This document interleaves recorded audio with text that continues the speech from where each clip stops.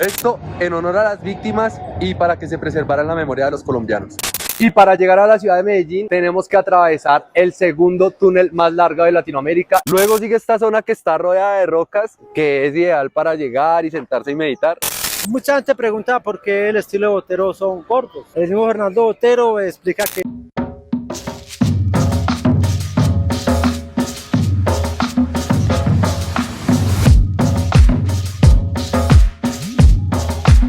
Hey parceros, ¿cómo están? Qué gustazo estar nuevamente con ustedes. En esta ocasión los saludo desde la hermosísima y bellísima ciudad de Medellín. Y en el video del día de hoy vamos a estar haciendo un recorrido por los lugares más icónicos e imperdibles de esta maravillosa ciudad. Así que les recomiendo que no se despeguen porque a lo largo del video les voy a estar dando un par de tipsitos para que planeen su visita a la fija. Ya nos vemos.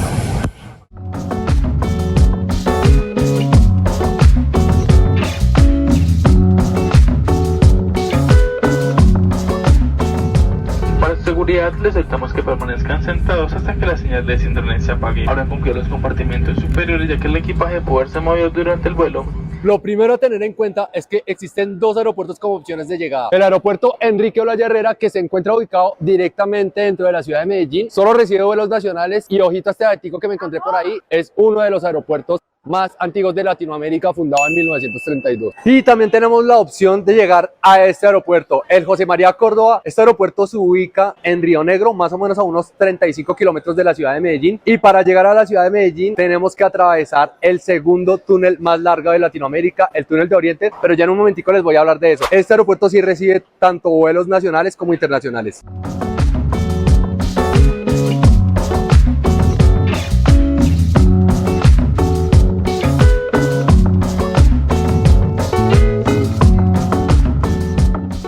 En este momento estamos pasando por el túnel de Oriente. Como les mencionaba hace un rato, este es el segundo túnel más largo de América Latina después del túnel de la Línea. Ese túnel tiene un tramo de aproximadamente 8 kilómetros y gracias a esta mega construcción el trayecto desde el aeropuerto hacia la ciudad de Medellín pasó a ser prácticamente a la mitad del tiempo.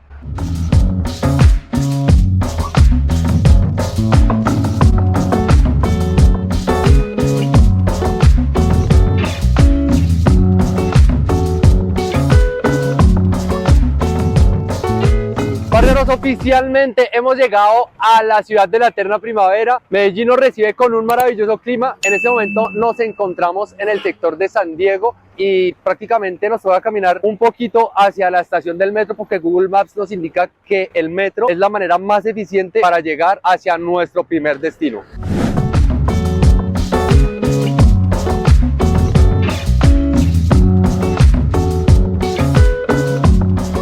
Medellín tiene uno de los sistemas de transporte unificados más eficientes del país. De hecho, es la única ciudad que cuenta actualmente con metro en Colombia. Y no solo se compone de metro, sino también se compone de metrocable, de tranvía y hasta tienen bicicletas eléctricas que se pueden alquilar por 1 hora al día completamente gratis.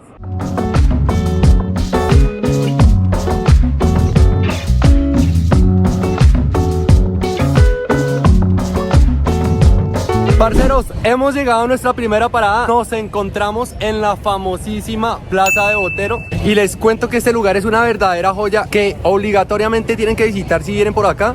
No solo por lo impresionante de sus esculturas, sino porque además tiene una historia demasiado interesante detrás de ella. Pero ¿quién mejor que un local para que nos hable un poquito de su historia? En este momento nos encontramos con Omar. Omar es uno de los guías y comerciantes más antiguos de este lugar, así que nos va a compartir un poquito de su experiencia.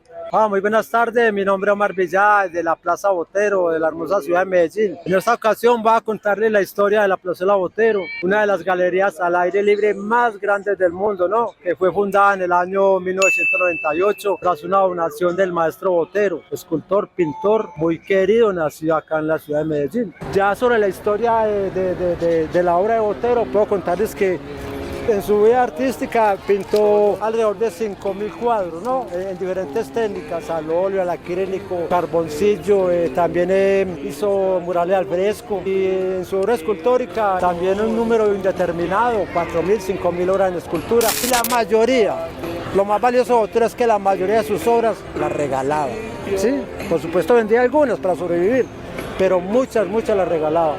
y especialmente con Medellín fue muy generoso porque nos regaló este museo al aire libre que es la Plazuela Botero. Bueno, como todos saben, el maestro Hernando Botero murió hace pocos días, un acontecimiento muy triste porque era una persona muy querida aquí en Medellín. Aquí lo estuvimos velando durante 3 días, se notó el amor que el pueblo le tenía porque pienso que la mejor obra de Hernando Botero fue su persona, su sencillez, su humildad, su desprendimiento, su filantropía. Y hace un rato hablando con Don Omar, le estaba preguntando, pues se me vino a la cabeza preguntarle por qué las esculturas son gordas.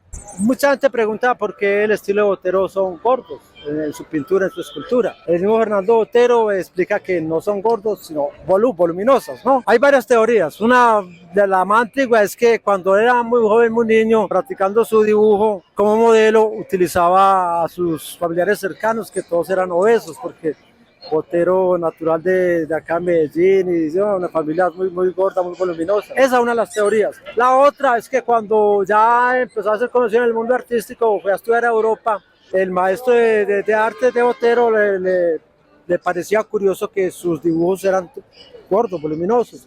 Le sugirió que por qué no seguía con ese estilo para diferenciarse de las otras técnicas que imperaban en Europa. Así ve que Botero siguió con su obra de voluminoso, no gordo y no voluminoso. Ha sido muy importante para la fama de Botero este estilo de gordos voluminosos porque lo ayudan a identificarlo en cualquier parte del mundo. Si en un país muy lejano ponen varias obras de arte, Dalí, Picasso, Velázquez, cualquier artista que te ocurra, Rembrandt, y ponen un Botero, espectador desprevenido, va a identificar, es un Botero, ¿sí? Lo que no hacen con otros artistas. Claro. Entonces, así lo identifican en todo el mundo como el pintor de los volúmenes, como el escultor de los volúmenes.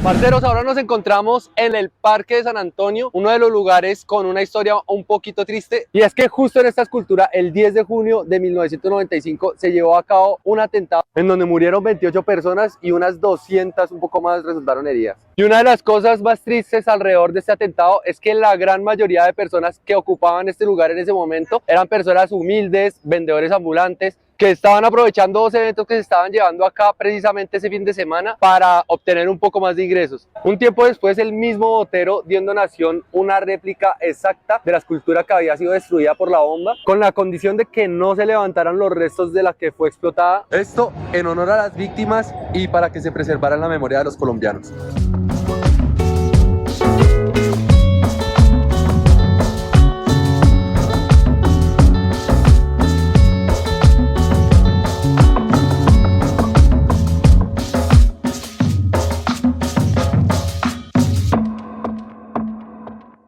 Ahora nos encontramos en el Parque de las Luces. Este lugar es uno de los lugares más apetecidos para tomarse fotografías en Medellín, y es gracias a estos parares que ustedes ven detrás mío, que según nos cuentan actualmente no se están encendiendo de noche, pero pese a esto igual es un lugar súper recomendable para que vengan y se tomen las fotos del Instagram.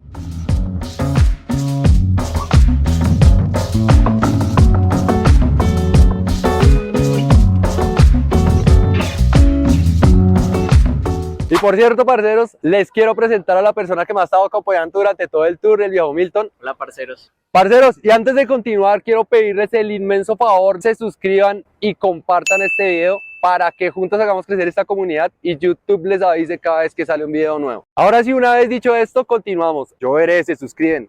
Ahora nos encontramos en el Parque de los Pies Descalzos. Este es un lugar que, como pueden ver, está rodeado de naturaleza. Se encuentra ubicado en todo el corazón de la ciudad, y este lugar lo que busca es que las personas a través de los sentidos vivan una experiencia de relajación. Entonces póngale cuidado, la dinámica es la siguiente. Pues se supone que estas piletas deberían tener agua, y pues la idea es que las personas pongan sus pies ahí y disfruten de un hidromasaje. Entonces, una vez terminan las pileticas de agua con los hidromasajes, las personas se supone que llegan acá y pues así así como ustedes están viendo en pantalla, se trata de pasar por todo este sendero de arena. Luego sigue esta zona que está rodeada de rocas, que es ideal para llegar y sentarse y meditar.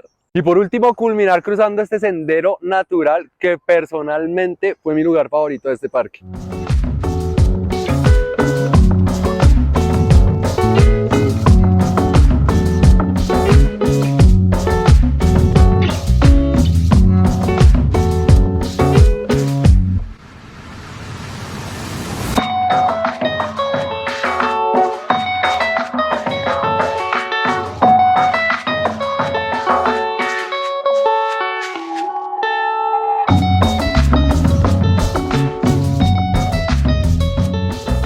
Nos anocheció, no podíamos dejar pasar la oportunidad de visitar la representación de un pueblito tradicional paisa. De hecho, nos encontramos en el muy conocido pueblito paisa y como les mencionaba hace un rato, este lugar lo que busca es reflejar todo lo que contiene un pueblito antioqueño. Y algo muy curioso es que en todas estas casitas que ustedes ven aquí realmente no vive nadie. Todos estos lugares son locales comerciales. Es un lugar muy bonito, súper recomendado para terminar un día exhaustoso como lo fue el día de hoy. Y para finalizar con broche de oro, qué mejor que tomarnos un cafecito aquí a unos cuantos metros que se encuentra este hermosísimo mirador. Yo me despido acompañándolos de este delicioso café. Muchas gracias por haberme acompañado hasta aquí. No olviden compartir y suscribirse. Nos vemos en otro video nuevo.